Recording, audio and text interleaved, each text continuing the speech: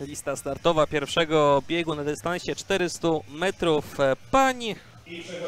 6 zawodniczek zostało zgłoszonych do tej rywalizacji, między innymi ta, która broni mistrzowskiego tytułu, czyli Kinga Gacka. Tutaj mamy właśnie tę sytuację, gdzie zawodniczka dopiero rozpoczyna swój sezon i dlatego jest rozstawiona w tej potencjalnie najsłabszej serii. Na torze 8 Olga Rzeszewska z ALKS AJP Gorzów Wielkopolski. Tor 7, choć numer startowy 6, Emilia Sala, start Długołęka. Na torze 6 Dominika Górska, Pogoń Ruda Śląska. Tor 5 to Zuzanna Strzelewicz z AZS-u Poznań. Ten sam klub reprezentuje biegnąca po torze 4 Zofia Szymkowiak. No i na torze 3 z złotym numerem startowym Kinga Gacka z PKS-u Bydgoszcz. Oczywiście zawodniczka, która już biegała w tej pierwszej sztafecie 4x400 metrów, zdobywała choćby brąz halowych mistrzostw świata w zeszłym roku, czy biegała też w eliminacjach w Monachium na mistrzostwach Europy, gdzie nasza ekipa Aniołki Matusińskiego zdobyła srebro. No tak, ona jest faworytką tego biegu, kandydatką do medalu na pewno. Pamiętamy o problemach zdrowotnych zawodniczki BKS-u Bydgoszcz. 52:33, taki jest jej rekord życiowy. Tenże rekord ustanowiła, kiedy w zeszłym roku w Poznaniu sięgała po młodzieżowe mistrzostwo Polski.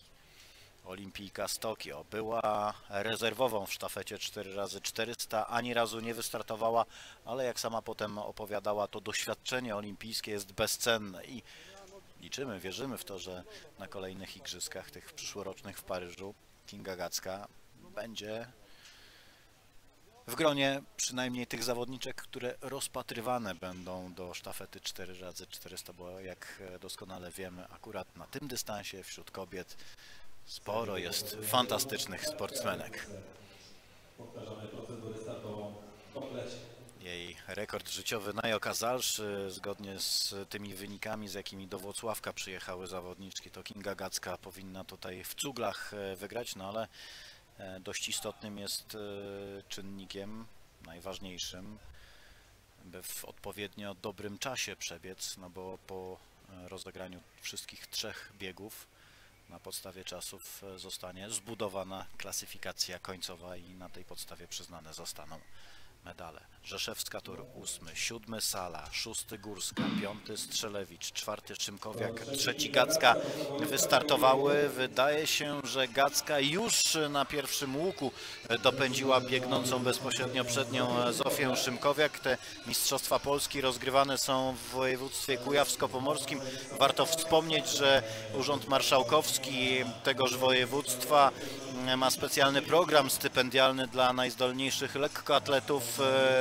Ten program nazywa się Następcy Bronisława Malinowskiego. No i Kinga Gacka jest właśnie stypendystką z tego programu. Ona już w połowie dystansu, czyli po przebiegnięciu 200 metrów była na bardzo, ale to bardzo wysokim prowadzeniu i wyraźnym, ma kilkudziesięciometrowy zapas nad konkurentkami, biegnie dobrze, biegnie mocno, biegnie po torze 3 od początku na pierwszej pozycji i zakończy ten bieg wynikiem 53:76. To jeszcze sprzed weryfikacji, dużo wolniej niż w zeszłym sezonie, kiedy sięgała po złoto młodzieżowych mistrzostw Polski. No ale pamiętajmy, to jest zawodniczka po przejściach, po kontuzjach, dopiero wchodząca w ten sezon, choć mamy już lipiec, jednak dla niej to jest początek rywalizacji. No i dobry prognostyk przed tym, co może dziać się w następnych miesiącach tego roku, no i przede wszystkim w tym właściwym roku olimpijskim, czyli przyszłym roku. Kinga Gacka po weryfikacji 53:78, Zuzanna Strzelewicz na miejscu drugim 57:56, 58:40 Zofia Szymkowiak. Dla tych zawodniczek, które finiszowały na 2. i 3. pozycji, to są najlepsze wyniki w tym sezonie.